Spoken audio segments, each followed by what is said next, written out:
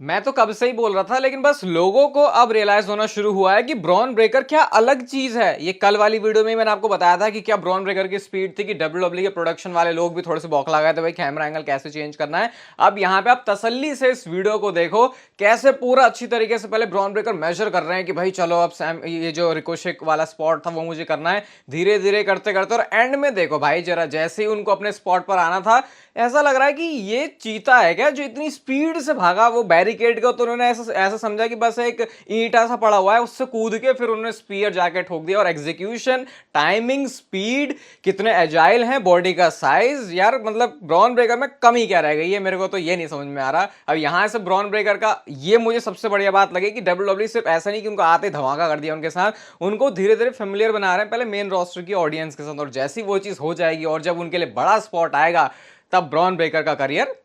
Okay, hello chatters, my name is Rohit and you are watching Wrestle Chatter. Welcome है guys आपका voice of wrestling के I think episode number 431 में। और सबसे पहले हम शुरुआत करते हैं कोडी रोड्स के साथ। अब बहुत सारे लोगों की कंप्लेन है कि भाई कोडी रोड्स जो है बोरिंग सा चैंपियन लग रहा है, उसके साथ कुछ इंटरेस्टिंग चीज नहीं हो रही। अब शायद डब्ल्यूडब्ल्यू कुछ ऐसा करने वाली है जो कि कोडी रोड्स के कैरेक्टर को थोड़ा और इंटरेस्टिंग बनाने वाला है।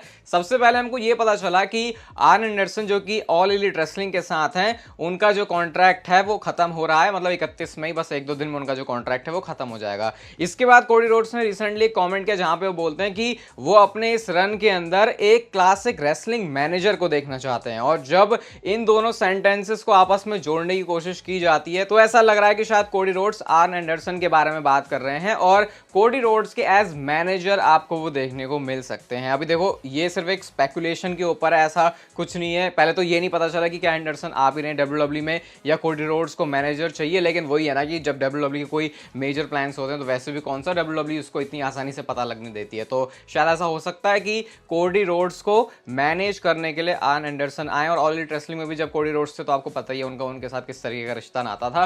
तो उस हिसाब से देखा जाए तो शायद एक कुछ नया कुछ ऐड करने के लिए कोडी रोड्स के कैरेक्टर में ये मूव डब्ल्यूडब्ल्यू कर सकती है। और मैनेजर रखना हमेशा कुछ ना कुछ स्पेशल तो ऐड करता ही है सुपरस्टार के साथ, ये मोस्ट केसेस में हम लोगों ने देखा है। तो शायद कोडी रोड्स के साथ भी वो चीज वर्क कर सकती है, बट देखते हैं क्या ये एक्चुअल प्लान है भी, क्योंकि फिलहाल तो अभी सिर्फ इसके बारे में रूमर्स और स्पेकुलेशन ही चल रही है। रोंडा राउजी ने रिसेंटली एक ऐसा कमेंट किया जो कि शायद आपको थोड़ी बहुत हमदर्दी दिलाएगा उनके लिए, क्योंकि रिसेंटली उन्होंने डब्ल्यूडब्ल्यू के बारे में जो कमेंट किए हैं, डब्ल्यूडब्ल्यू की ऑडियंस तो बिल्कुल ही खफा हो गई उनसे। रोंडा राउजी ने अपनी बुक में इस बात को लिखा कि जब मैं आई थी डब्ल्यूडब्ल्यू में तो मुझे ऐसा लगा था कि जैसे कि मेरे हिसाब से चीजें होंगी, जैसा मैं चाहती हूँ वैसे होगा, लेकिन सब कुछ उलट पुलट ही हो रहा था। और मैंने बाद में जाकर ट्रिपल एच को सीधा सीधा बोल दिया भाई समर स्लैम में मैं शेना बेजलर को ओवर करूंगी, उसके बाद मैं चली जाऊंगी। एंड देन इस बात पे जो ट्रिपल एच उन्होंने अग्री किया, लेकिन उन्होंने मेरे बारे में पूछा कि मैं मतलब मेरे बारे में पूछा खुद के। तो उस टाइम पर जब ये चीज़ मेरे से सवाल पूछा गया तो बस फिर मैं रोने लग गई, बिल्कुल बुरी तरीके से रोने लग गई।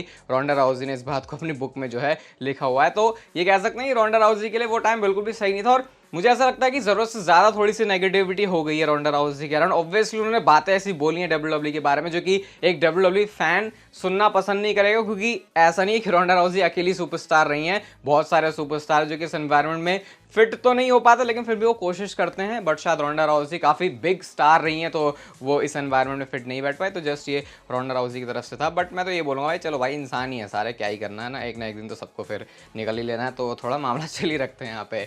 ड्रू मैकिंटायर क्या टीएनए में जाके एक मैच करने वाले हैं? तो सबसे पहले तो आपको पता ही है कल वाली एनएक्सटी वाली वीडियो में मैंने आपको अच्छे से बताया था कि जो टीएनए सुपरस्टार जॉर्डन ग्रेस हैं वो फिर से आई थी एनएक्सटी में, और टीएनए और डब्ल्यूडब्ल्यू के कनेक्शन अच्छे हैं। अभी इस साझेदारी के बारे में, इन पार्टनरशिप के बारे में और अच्छे से बात करूंगा, लेकिन पहले ड्रू मैकिंटायर वाला मुद्दा सुनो। ड्रू मैकिंटायर ने ट्वीट किया जहां पे वो चैंपियनशिप के साथ खड़े हुए हैं, आप समझ ही रहोगे कौन सी चैंपियनशिप है ये। और साथ में यहाँ पर कैप्शन लिखा है डोर्स ओपन बोथ वेज, यानी कि डब्ल्यूडब्ल्यू के अंदर अगर कोई टीएनए का सुपरस्टार है तो डब्ल्यूडब्ल्यू से भी कोई सुपरस्टार टीएनए में जा सकता है। तो ड्रू मैकिंटायर टीएनए में जाके रेसलिंग करने की बात कर रहे हैं। तो मूस जो कि आपको पता है टॉप गाइज में से हैं टीएनए के, ड्रू को सीधा सीधा उन्होंने इस बात का जवाब देते हुए कहा कि भैया तुम्हारे बॉस और मेरे बॉस के बीच में बात हो जाए तो आउटकम तो वही होगा जो पहले भी रहा था, क्योंकि इनके बीच में पहले भी इंपैक्ट रेसलिंग में जो है मैच हो चुका है, मतलब टीएनए में मैच हो चुका है, और वहां पे जो ड्रू मैकिंटायर के लिए आउटकम है वो सही नहीं आया था। तो ड्रू मैकिंटायर वही है, सोशल मीडिया पे अपना काम तो ऐसा तगड़ा रख ही रहे हैं, तो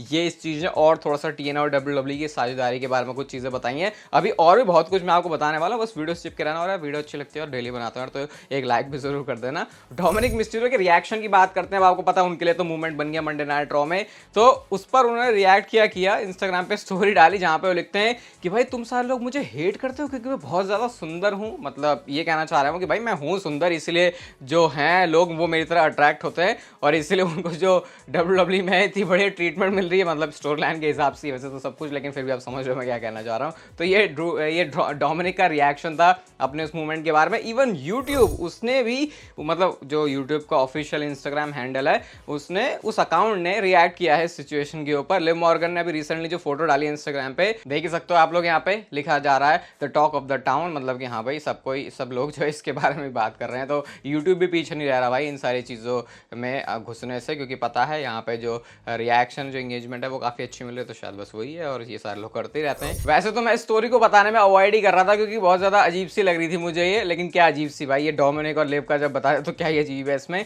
लेकिन शॉन माइकल्स और सेक्सी रेड जो कि आपको पता रैपर है, उनका एक कोलैब टाइप से ही आया जिसमें वो कार के अंदर हैं और शॉन माइकल्स का जो थीम सॉन्ग है उसको वो दोनों गा रहे हैं। और लोगों को पहले ये बड़ा ही वियर्ड और वाइल्ड लगा कि अरे सेक्सी रेड और शॉन माइकल्स साथ में गाना गा रहे हैं। अब ये तो चलो ठीक था, उसके बाद ट्रिपल एच ने एक ट्वीट किया जिसके ऊपर 1 लाख से ज्यादा लाइक्स हैं। 1 लाख से ज्यादा लाइक्स की मैं बात कर रहा हूँ। फिर से याद दिलाया था जब रोमन रेंस और कोडी रोड्स का मैच अनाउंस हुआ था, जो उसका पहला ग्राफिक आया था उसमें आए थे 1 लाख लाइक्स। तो समझ लो आप, अब यहाँ पे ट्रिपल एच ने सिर्फ ये लिखा कि let's all be glad he didn't start talking. मतलब क्या ही बताऊं मैं इसका, समझ जाओ, और नहीं समझ रहे तो अच्छी बात ही है फिर। तो ये रिएक्शन था। अब देखो यार, मतलब एक तरफ डब्ल्यूडब्ल्यूई की स्टोरी है जिसके पीछे सारे लोग भागते हैं, फिर दूसरी तरफ एक ऐसी स्टोरी है जिसमें कोई स्टोरी भी ना हो फिर भी उसी स्टोरी के पीछे सारे लोग भागने लग जाते हैं, और उसमें सिर्फ एक की रीजन होता है, वो सब आपको पता ही है।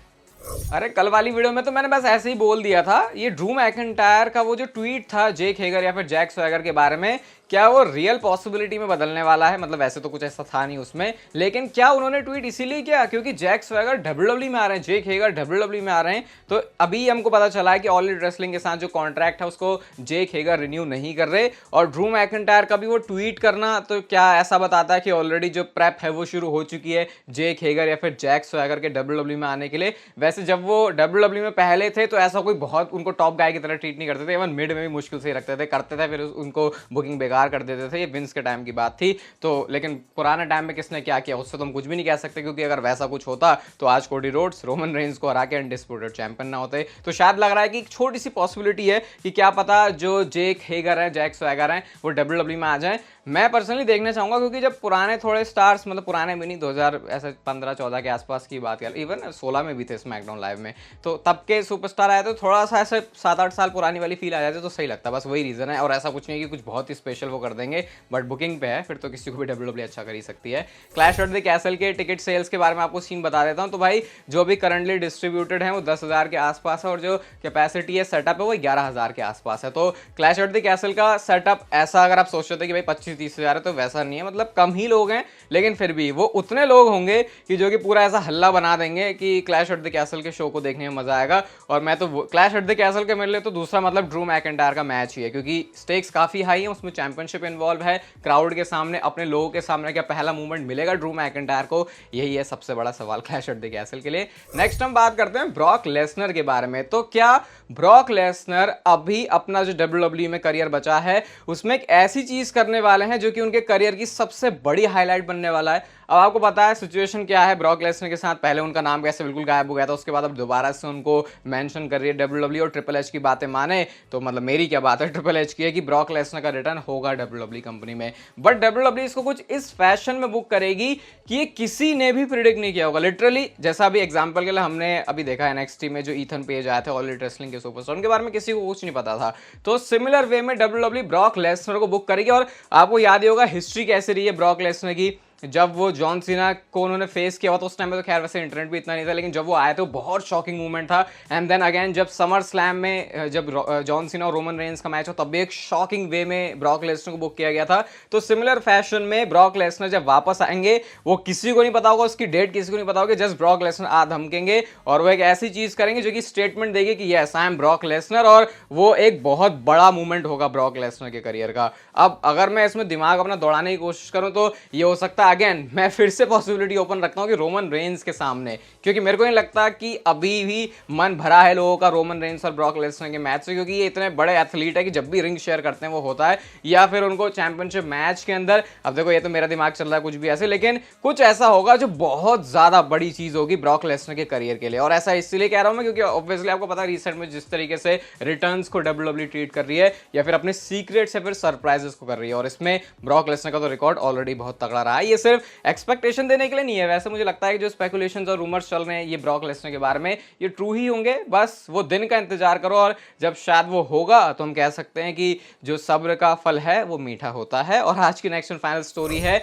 डब्ल्यूडब्ल्यूई और टीएनए के कोलैब पार्टनरशिप, साझेदारी, जो भी आपको बोलना उसके बारे में। तो जैसा भी मैंने आपको बोला कि डब्ल्यूडब्ल्यूई के सुपरस्टार भी टीएनए में जाएंगे, जैसे टीएनए के सुपरस्टार अब तक आए हैं, ये हमने अभी रिसेंट में काफी सारे देख लिया, मतलब कि इनके बीच जो रिलेशन है वो अच्छे हो रहे हैं। एटलीस्ट ऑल इंडिया रेसलिंग की तरह नहीं है कि वो जो है अगेंस्ट में बातें बोले, क्योंकि टीएनए और डब्ल्यूडब्ल्यूई के बीच में सारा जो मामला है वो हेल्दी लग रहा है। तो आप एक्सपेक्ट कर सकते हो कि इवन फ्यूचर में डब्ल्यूडब्ल्यूई एक ऐसा शो भी प्लान करेगी टीएनए के अंदर जिसमें डब्ल्यूडब्ल्यूई के सुपरस्टार्स की हैवी इन्वॉल्वमेंट होगी इवन, और आगे जाके ऑलरेडी अनाउंस किया जाएगा इसको, जैसे भी जॉर्डन ग्रेस का हुआ है कि वो रॉक्सैन के साथ मैच करेंगे, इस तरीके से डब्ल्यूडब्ल्यूई के सुपरस्टार्स भी वहां पे जाके फीचर होंगे। अब मैं ये सोच रहा हूं कि डब्ल्यूडब्ल्यूई ऐसी मेंटालिटी सही में रख रही है, क्योंकि भाई वो तो उनकी तो इतनी मोनोपोली है प्रो रेसलिंग के अंदर कि उनको जरूरत भी नहीं है, लेकिन फिर भी ये देख के अच्छा लगा कि चलो भाई इन सारी चीजों को साइड में रखते हुए वो कुछ ऐसा कर रहे हैं जो कि फैंस को इंटरेस्ट दिला रहा है, और कहीं ना कहीं इससे डब्ल्यूडब्ल्यूई को भी ऐसा उनके लिए एक जो है पॉजिटिव एनवायरनमेंट बनता है, जो कि बहुत ज़्यादा जरूरी है, क्योंकि पिछले कुछ टाइम में पता ही फिर डब्ल्यूडब्ल्यूई की जो इमेज है वो किस तरीके से रही थी। तो कुल मिला के